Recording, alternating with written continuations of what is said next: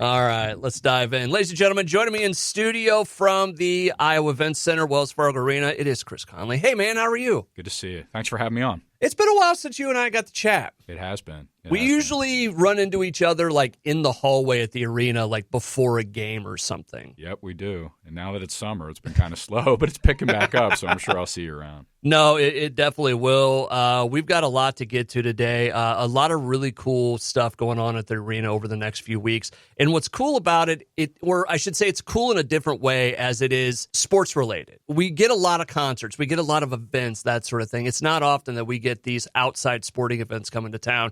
And it all starts this weekend.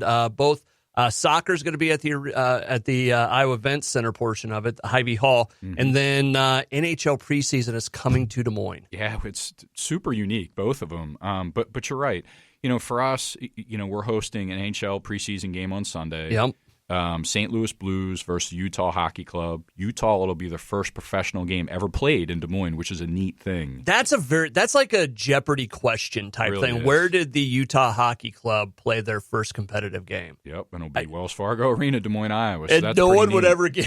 No, it's great, and it's interesting. So it's like we have NHL hockey this coming Sunday, then we have NBA preseason basketball on October 11th. Two totally different paths to getting these games. For the hockey game, Utah, formerly Arizona Coyotes, is who we started working with 8 months ago. They played in Mold Arena on the campus of Arizona State, so a real small arena. And then they're part of our company. The Oakview Group manages that building as we do here, in Des Moines for Polk County. So we got that connection, and then all of a sudden in April, we found out that Arizona sold the team to Utah.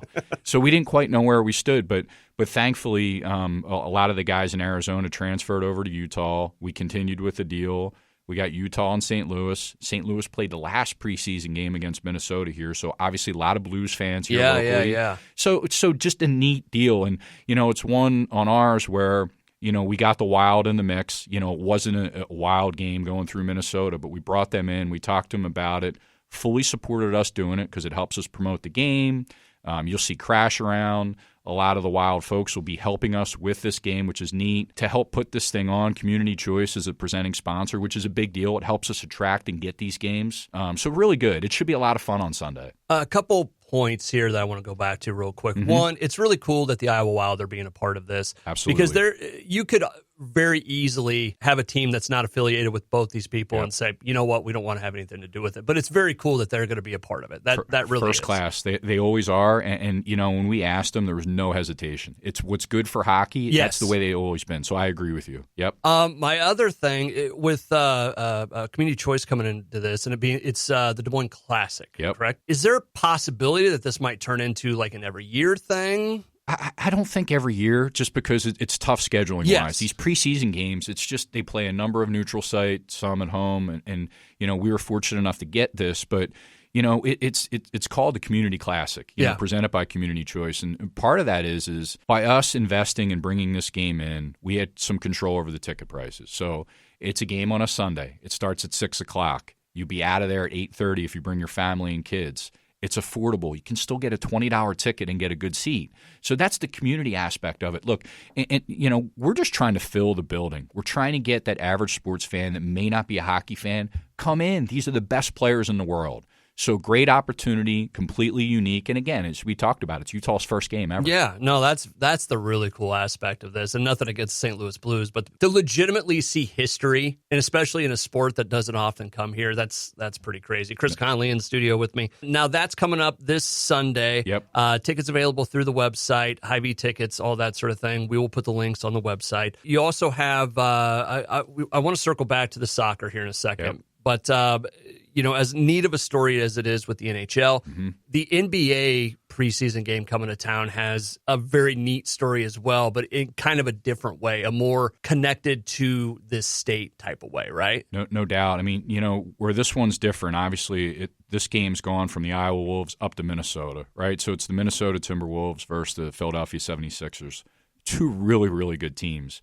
But as you mentioned, where the connection is that the Sixers coach is Nick Nurse. Yes. And the neat thing for people that don't know, Nick won a G League championship with the Iowa Energy in Wells Fargo Arena. So Carroll native from Iowa, coaching the 76ers, really, really good basketball team.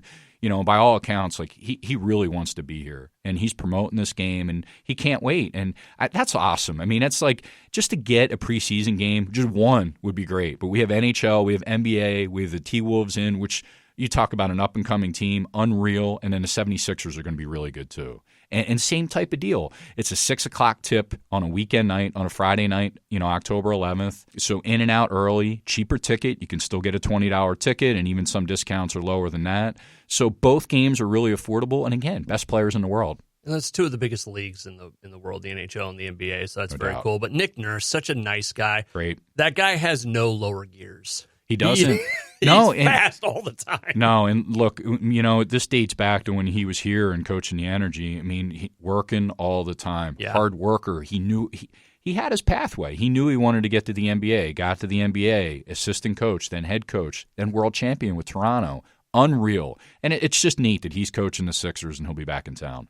Chris Connolly from the arena here talking to me about all this stuff. The other one that's coming up, and this is one that people they should be into because it's a really cool deal coming to Hy-Vee Hall, but we have indoor soccer coming. We do. And national teams. It's neat. It's Mexico versus Brazil. They are national teams. It's this Friday. It's indoor soccer, so it's in Hy-Vee Hall, Friday night, 7 o'clock.